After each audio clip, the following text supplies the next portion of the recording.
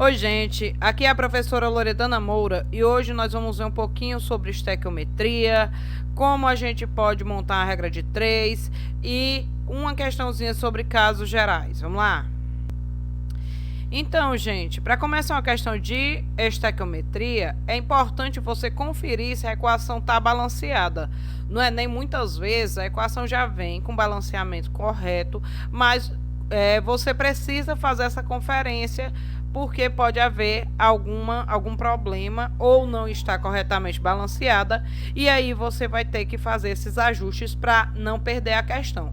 Balanceamento é errado, a questão provavelmente vai ficar errada também, ok? Então, vamos dar uma olhadinha, ó.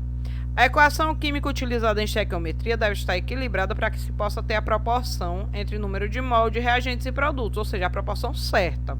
Por exemplo, aqui nessa equação, se tu olhar, eu tenho de um lado 2N, do outro só 1. De um lado 2H, do outro tem 3. Então, está totalmente desequilibrada. O que é o balanceamento? É colocar a mesma quantidade de N de um lado e do outro e a mesma quantidade de H de um lado e do outro. Como é que você vai fazer isso? Colocando números aleatórios à frente de cada um desses elementos e sempre lembrando que o número que você bota à frente dessas substâncias, ele vai multiplicar por aquele númerozinho ali do índice. Então, no caso do 2 do N vai multiplicar o número que aparecer à frente, o 2 do H vai multiplicar o número que aparecer à frente e no caso do NH3, o número que vier à frente dele vai multiplicar tanto o N quanto o 3 do H, tá? Então, vai multiplicar os dois, é como se fosse um parêntese lá na multiplicação.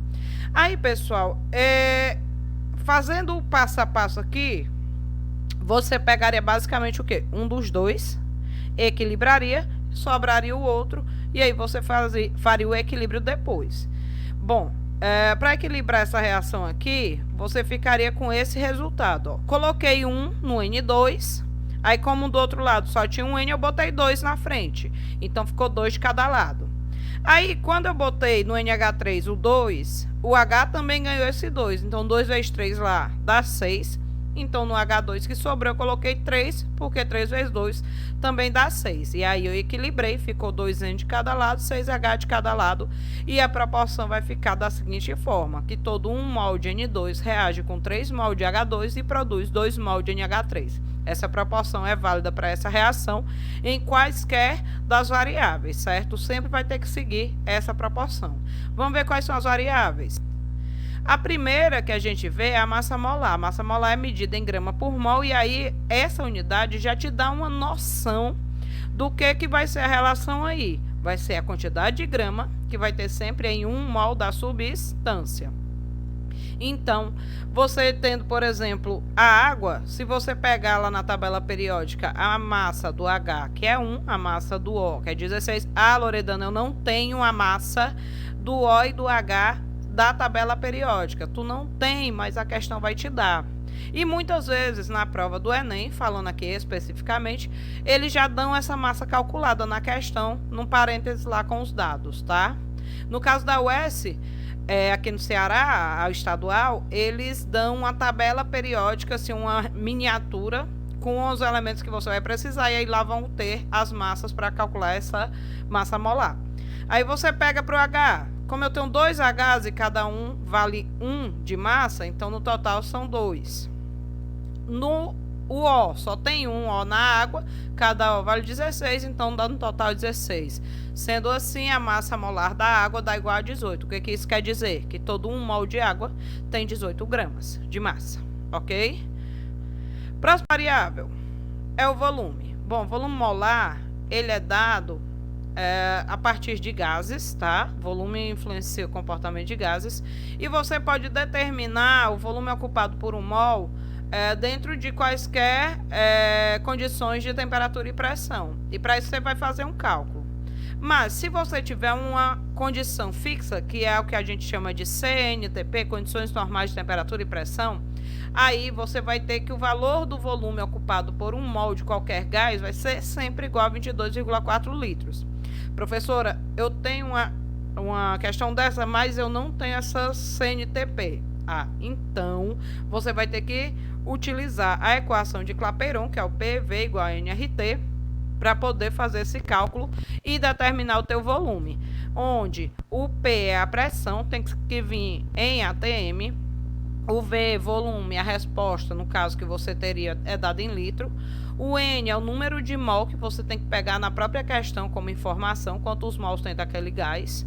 O R é uma constante, é fixo, é 0,082, tá? E a temperatura, o T, tem que ser a temperatura transformada para Kelvin, ou seja, em graus Celsius, você somar 273 dá a temperatura em Kelvin, e aí você utiliza nessa equação, certo? Ah, vai cair desse jeito? Não sei, pode ser que caia. Não é muito comum porque gases não é um conteúdo que caia muito no Enem. Estequiometria cai, porém gases não faz parte do programa, tá bom? Número de partículas, esse aqui vai utilizar um número também é constante, que é o número de Avogadro, que me diz que sempre um mol de qualquer substância tem 6,02 vezes 10 a 23 partículas. Que partículas são essas? Um mol de átomos de prata tem 6,02 vezes 10 a 23 átomos de prata. Um mol de moléculas de CO2 tem 6,02 vezes 10 a 23 moléculas de CO2. Um mol de íon Cl-, o cloreto, tem 6,02 vezes 10 a 23 íons cloreto. Seguinte, professora, 6,02 é praticamente 6, eu posso arredondar? Se a questão permitir, você tem que olhar os itens, respostas, se tiver um valor quebrado, usa o 6,02, se tiver um valor inteiro, usa 6 vezes 10 a 23, que vai dar certo, tá bom? Vamos agora fazer o nosso exercício para poder treinar essa história de montagem de regra de 3. Posteriormente, vou colocar aqui no YouTube também mais algumas questões de estequiometria, algumas questões resolvidas de vestibulares que já caíram e também do Enem, mas vamos começar com a bem simples, ó. Qual a massa de óxido de alumínio produzida pela reação de 9 gramas de alumínio com excesso de oxigênio? Aí ele já me dá as informações. O O tem massa 16 e o Al tem massa 27. Beleza. A equação, a questão também me dá. Seu olhar está desequilibrada, não está balanceado. Então, qual a primeira coisa que eu vou fazer? Balancear. Olha do lado. No início só tem um Al, lá no final tem 2. Já está desigual. Aqui no começo tem 2O, lá no final tem 3. Então, eu vou tentar começar pelo Al. Bom, se lá no final tem 2, eu fixo 1 aqui e lá no final eu coloco, ou lá no começo eu coloco 2. Beleza. Só que aí, aquele 1 que botou lá no final, multiplica também o 3. Ficariam 3 Os. Eu quero números inteiros para todos os coeficientes. Existe algum número inteiro que eu coloque aqui nesse oxigênio e que dê 1 vezes 3 igual a 3? Não. Então, o que eu vou fazer? No lugar de começar pelo Al, eu começo pelo O. Coloco 2 lá, 2 vezes 3 e coloco 3 aqui. Eu só faço inverter aqui. 3 vezes 2, 2 vezes 3, vai dar para os dois casos 6 oxigênios. E aí, aquele 2 do Al ali vai multiplicar o 2 do índice, 2 vezes 2, 4, que vai ser o coeficiente do primeiro Al aqui da tua equação. Beleza. Agora, o que eu tenho que fazer? Bom, ele está mexendo com massa de óxido de alumínio.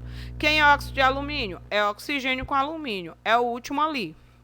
E ele me deu 9 gramas de alumínio. Opa! Se deu 9 gramas de alumínio, é a massa também do alumínio que está aqui no começo. Então, a primeira coisa que eu tenho que fazer é cálculo da massa molar. O Al sozinho é 27, não tenho que calcular.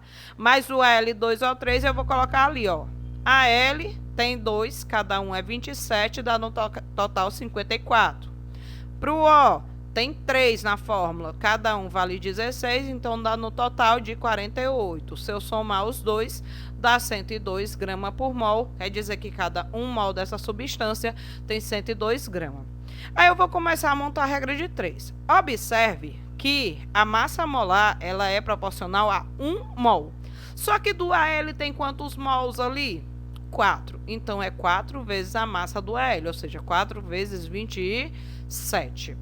E do Al2O3 tem 2 mol, então é 2 vezes 102, que vai dar aí a tua massa para essa proporção. E embaixo eu boto o quê? O que foi dado e pedido na reação. Embaixo do AL 9 gramas, que ele deu ali na questão, e embaixo do AL2O3 o X, que é o que ele está me perguntando. Eu faço aqui a simplificação de 27 com 9, 27 por 9 dá 3, 9 por 9 dá 1, e aí eu vou colocar tudo em uma equação só para poder facilitar meu cálculo. 4 vezes 3 dá 12, 102 vezes 2 dá 204, então 12 está para 204 e embaixo 1 está para x. Aí eu faço cruz credo, 12x é igual a 204, e aí eu passo o 12 dividindo, 204 dividido por 12, e esse x dá igual a 17 gramas de alumínio, que é a resposta da minha questão. Pessoal, essa é a primeira questão que nós estamos resolvendo aqui da parte de estequiometria, das mais simples.